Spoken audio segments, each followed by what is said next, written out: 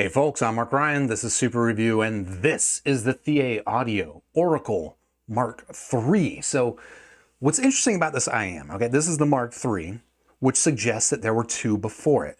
The Mark II actually came out not even quite a year ago, and it has already been discontinued. But what's interesting is that the original Oracle is still available for sale, because people like the original, and the Mark II was not a bad IM, but it was a bit of a departure, and I think people didn't like it. Now, Thea Audio is back with the Oracle Mark III, and I suppose they're hoping that this actually replaces and supplants the original Oracle, but we'll talk about exactly that.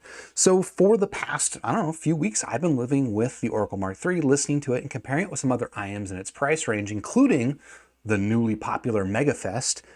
And I've got some thoughts, and that's what we're about to talk about today. So maybe a little bit of background. This IM, kind of like the original Oracle, it's a Tribrid IM priced between 500 to 600 bucks. The exact price on this guy is 590 bucks. So it's pushing that $600 price range. But for that, you get a Tribrid IM that's got two dynamic drivers, two balanced armatures, and two ESTs. So kind of two of each, making it nice and simple and easy. Other than that, I don't know. I guess we'll get into it. But a quick shout out to Linsole for sending in the Oracle Mark III for review. If you want to check out the Oracle Mark III or anything else they've got, I've got them linked in the description down below. But with that out of the way, let's head to the table and start talking about the physical aspects of this IM, what you get inside the packaging, build quality and stuff like that. And then we'll talk about the sound and get into those comparisons with those competitors. So here's the packaging. It's handsome, it's large, but it's handsome, and there you go. And this is what you get inside the packaging, which is a pretty, this is about what you would expect for the price. So you get a carry case, which certainly feels premium, I suppose. It's quite large, certainly larger than I would typically use, but lots of space in there for the IMs, for ear tips, and I guess other accessories that this doesn't come with, but you could store with others. Maybe even store a DAP in there if you're getting crazy.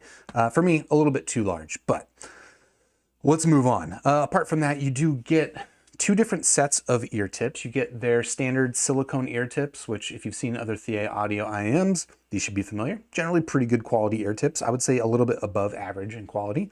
And then you also get a set of foam ear tips. And I believe these both come in small, medium, and large.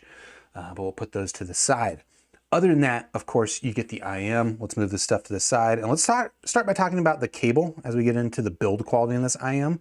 But before we get a little bit into the build quality per se, let's talk about the feature set on this cable. Because as is kind of popular now, the Oracle Mark III comes with a cable that has swappable terminations, right? So what I've got on here, let's punch in on that, is your standard 3.5 mil connector. You can use this on pretty much any device, but you can also just pull that off and swap over to a balanced 4.4 mil connector. It's interesting that it also comes with a 2.5. These almost have been kind of phased out and out of date, but they still kept it around here for the Oracle Mark III. Now, here's what I'm going to say about this thing now as we dive into my critique of this cable, is that this connection method is a little bit on the large side, a little bit bulky. I kind of don't like it, to be honest. It's not as bad as some of the solutions that Thea Audio has proposed or offered before. This is slimmer than like the bolt-on jacks they were using originally, but nonetheless, this is bulky. And because of that, like, it just makes it so that when I've got this thing connected to my DAP or laptop, I'm a little bit more conscious about accidentally bumping it and causing problems with, like, breaking the jack or breaking the device that I've got it connected to. That's actually literally happened for me before with a Thea Audio cable. So anyway, apart from that, the cable itself it's a little memory prone and a little kinky, which I'm actually a little confused by, because typically Thea Audio's cable, they have a cable, I think they call it the EST cable. They even sell it separately. It can also be, a little bit on the kinky and memory prone side. And maybe it's just because I haven't really been using this cable because of this large swappable termination, that it hasn't really worked itself out. And so I don't know, I feel like the wind is a little bit on the loose side. I don't know if any of that was going to come across here. Let's see, I'm looking around the cable to see no, I don't know. It's just a little bit on the loose side. As you can see, if I untwist it, and that kind of stuff just happens as I'm casually using the cable. and it is, again, a little bit memory prone. So not my favorite cable. I do feel like ThiA Audio has had a better cables. I think the cable that comes with the Hype 4 doesn't have the swappable terminations, but I did find that it was a little bit better behaved, and I actually prefer that it didn't come with the swappable terminations because it just made it more compact. So yeah, I know it's a decent cable. It is your standard 2-pin connector. So if you want to swap it out with another cable, you certainly can. Just note that the connector pins on this IM are slightly recessed. So it's not like a super deep recession, but you are going to want to use a cable that has at least a little bit of a protrusion like this one does in order to fit. In fact, if I'm recommending a cable for this, here's a cable I've been using on my Hype, or sorry, not my Hype 4, on my Oracle Mark III. And that is this new Dunu Lyre cable. It's only 30 bucks. It is a nylon covered cable, which does introduce a little bit of microphonics, but it's generally just a really nice fit on this IM. And I won't spend too much time talking about it because it doesn't come in the box, but it is worth checking out. Okay, now let's talk about the earpieces themselves. And I guess I'll start by talking about the aesthetics as I plug this 2-pin back in without breaking it. Success. Let's talk about the aesthetics on this. So ThiA Audio's designs are kind of hit or miss for me, in my opinion. And this one I would say is kind of in between, I guess. It's not my favorite design of theirs. I actually prefer the way that the Hype 4 looks. But the design here is not too shabby. The general faceplate material is kind of cool looking. The application of the logos is tasteful. You can see on the back side, they do have a little bit of inscriptions, but it is otherwise a solid IM. You're not going to be seeing inside and seeing the drivers and stuff like that. So it's basically just the outer faceplate that becomes the aesthetic point, the interesting part. The one thing I don't love is whatever these little flourishes are here. They just look a little bit doily-like, I suppose. But generally, I'm pretty happy with the aesthetic on this IM, and generally with the build quality otherwise, because also typical of ThiA Audio, the shell design on these things is kind of exemplary. They do this design, or this shell shape, that is kind of a semi-custom molded design, right? So it's designed to look like a custom mold, but obviously it's designed to be universal and fit in everybody's ears. But it does have like these folds in the back. It's got this little, protrusion where this part that goes outside of the ear is actually smaller than the part that goes inside the ear. I call this the anti-tragus catch. And that just means that the fit is going to be, if it works for you, really nice and secure. I'll show you a fit demonstration in a little bit. But if it doesn't work for you, it is an opinionated fit, so it might not be the most comfortable. But generally, I actually find it quite comfortable, and I guess might as well just jump to my face and plug this thing to my ear, and I'll tell you about how it fits me. So the shell shape on this, as far as I could tell, I was holding up against my ThiA Audio Hype 2 and Hype 4. I can't really tell that this thing is bigger than those, but when I put it in my ear, it does feel a little bit larger. So like to the eye, it looks like the same size. In the ear, it does feel a little bit bulkier and a little bit fuller, but it's not overly large. I would say that this is kind of like a medium-large shape, maybe just on the edge of being a little bit large to the point that I wish it was a smidge smaller, but nonetheless, I would say that this is a very comfortable IM for my ears. All those opinionated folds and stuff I mentioned, they worked really well for my ear. So comfort-wise, it's great. I've gone through multiple nights with this thing in my ear, although I have found that I've been pulling it out of my ear maybe like midway through the night. And then fit stability is excellent. Like me pulling that thing, I'm not losing a seal. Yeah, generally quite good fit, as is to be expected of ThiA Audio. That's one of the things I really, really appreciate about this brand and their consistency in terms of the fit. It just is notably a little bit on the large side. Not as large as something like the Monarch series. If you've tried a ThiA Audio Monarch and those are a little bit too large for you, they're a little bit too large for me. This guy, I would say, is just in the realm of comfy. So I think that's as much as I want to talk about the physical form factor, just checking my notes to make sure I don't miss anything. And I'm not. And so that's going to lead us into talking about the sound here on the ThiA Audio Oracle Mark III. And like I have been doing, let's jump over to Squiglink to take a look at the frequency response of this IM. I've got this up on Squiglink right now if you want to check it out. Linked in the description down below. And just to reiterate a thing I say all the time, like I am not reviewing this graph. I'm not judging the IM on the basis of the quality of its graph. I'm using the graph as kind of a diagnostic of what I hear, and I try to describe for you where I think sometimes the graph might have led me astray, where I think it actually sounds a little bit different than what it graphs. And generally it's pretty close, but let's go back to the graph. All right, so here's the frequency response, and what you get here with the Oracle Mark III is, I don't know, kind of like a neutral with bass boost sound signature. That's kind of what THEA Audio typically does with most of their IMs. Certainly their higher end IMs, they are, I would describe, neutral with bass boost. Now, you can see that that bass boost here is not entirely sub-bass focused. It's definitely sub-bass focused, like it's not a bloated, bloomy mid-bass at all. But you can see versus something like this fainter dotted line is the Harman target, which that kind of a bass boost I would describe as like a thin kind of just thin bass boost, where it's like it's bassy sometimes but not consistently. Here you can see that the Oracle Mark III, the bass does start a little bit earlier than the Harman target's bass boost, and because of that I found that the bass is generally just more consistent. Like it's going to sound like it has a slight tasteful bass boost with most music, and not just music that has sub bass, right? Which is not a lot of music. So if you're listening to stuff like kick drums, for example, a lot of the times with this Harman target, kick drums can sound kind of lifeless. Whereas if you get a little bit more mid-bass meat, like you got here on the Oracle, well, you feel those little mid-bass hits, those percussive hits from the kick drum. And I think that comes through. The other thing that stands out for me as I look at the graph here on the Oracle Mark III is this little elevation here in the lower treble. And I actually think that this is probably a more impactful deviation from my neutral target than it appears on the graph. Not because it's an overly bright IM. In fact, I think that the treble is actually really quite well done on this. It's smooth, it's not fatiguing, it's not sibilant, it's not sharp at all, anything like that.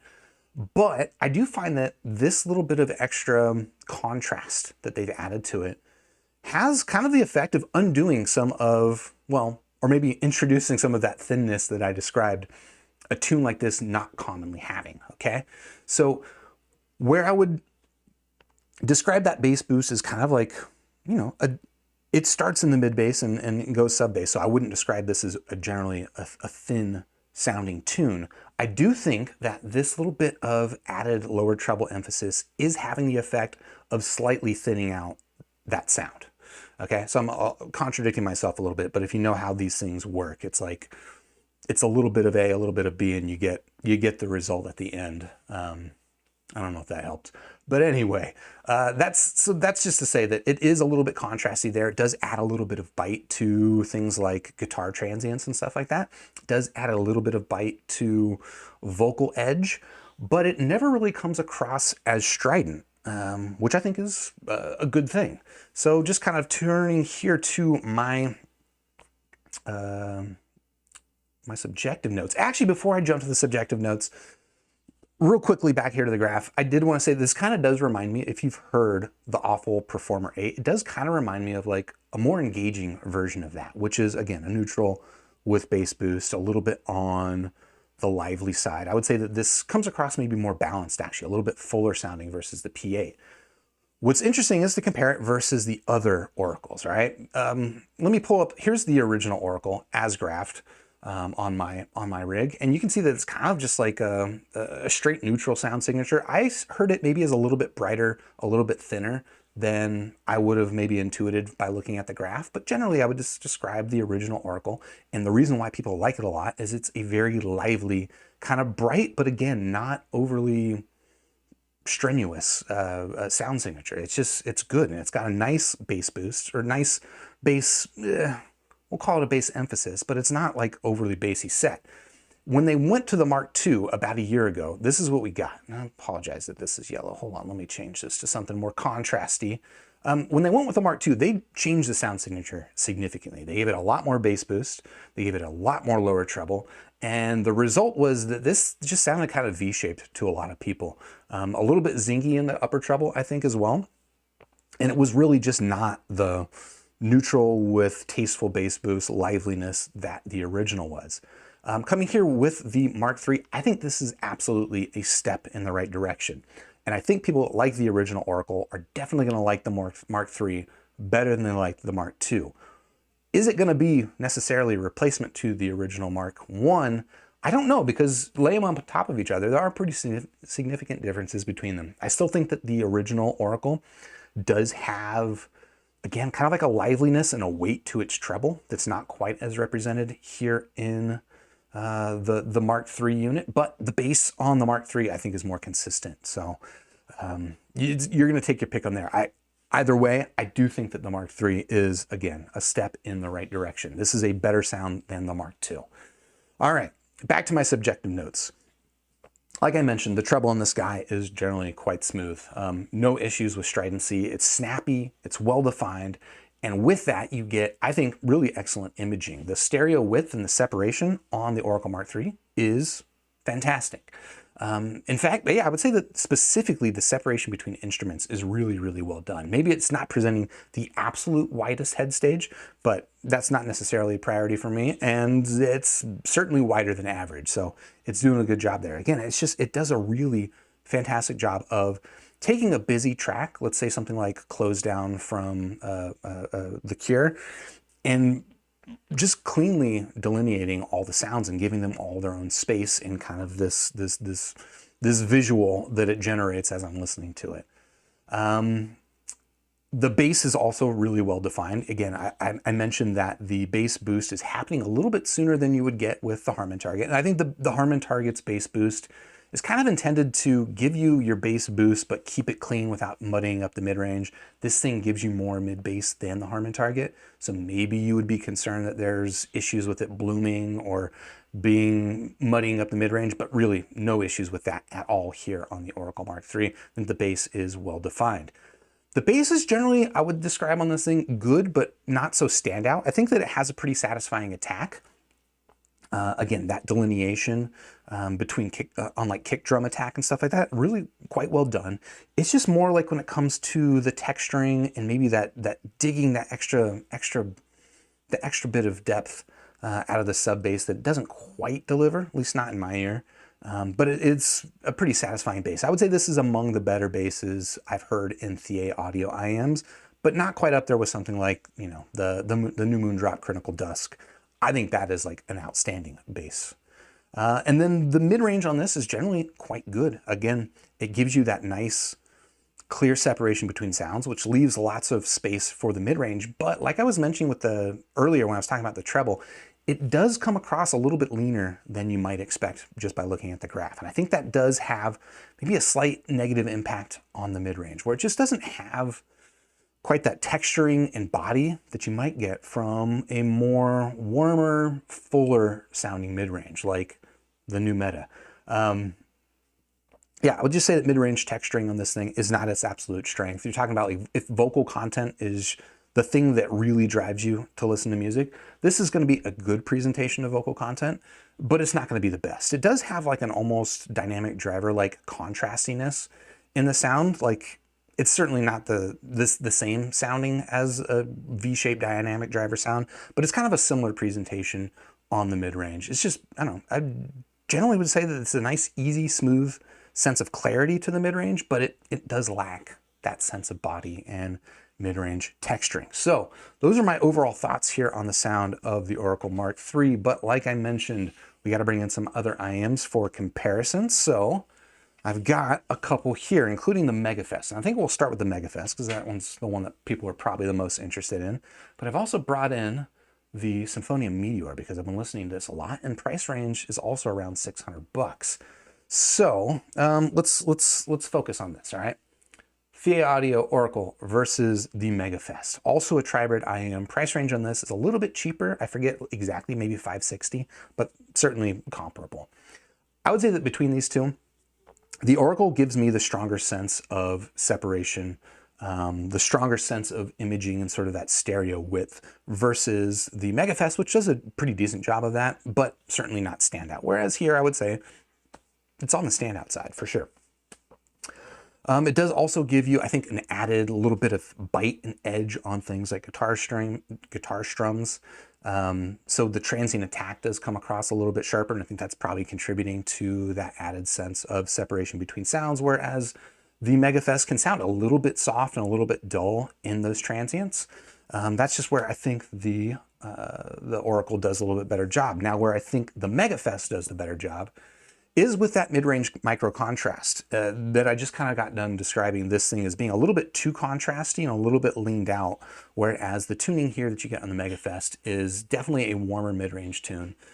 It doesn't necessarily sound like thicker or soupy or anything like that, but it does, you listen to them back to back and there's just like an added sense of body, an added sense of micro contrast to the mid-range vocal content and stuff like that. Just comes across more textured here on the MegaFest. And for me, the vocal content is pretty important. So I kind of end up gravitating more toward the MegaFest myself, although they do trade blows. Again, this one's a little bit more impressive in sort of that technical aspect. In fact, I would say that the bass on this thing's a little bit tighter. The bass on the MegaFest is a little bit blurrier.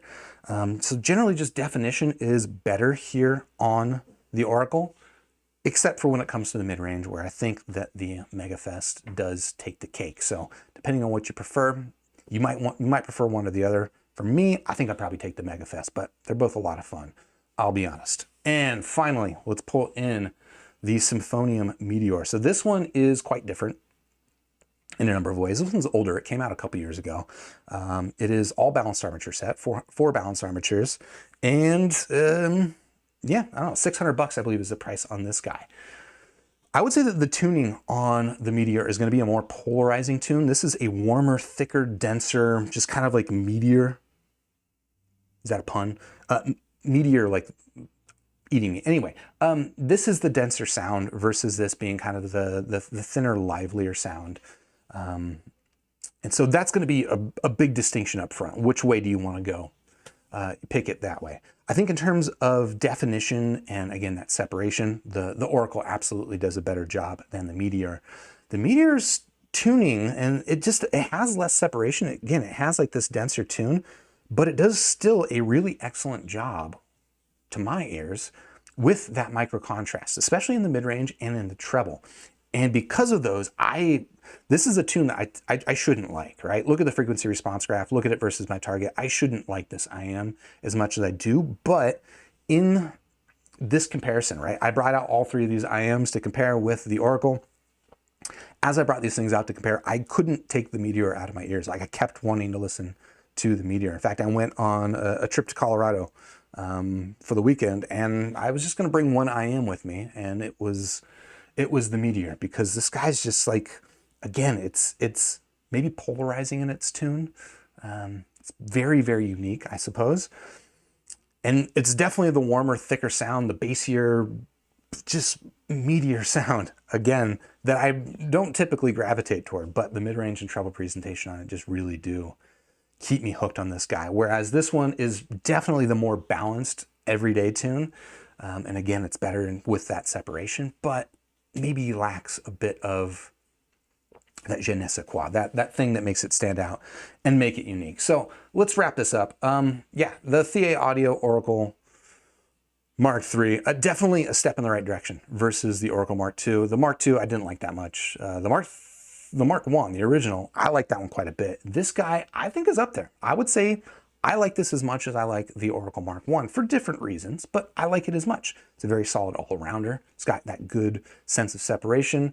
And I think it's competitive at its price. Is it stand out at its price? I don't know. I would still gravitate towards something like the Chronicle Dusk, which is even cheaper.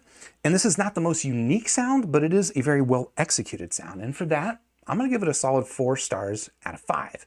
And if you want to check out the Oracle Mark III, of course, I got it linked in the description down below. And while you're down there, if you haven't already, please do hit the like button, subscribe to the channel, ding the YouTube bell, and I'll catch you on the next super review. Cheers.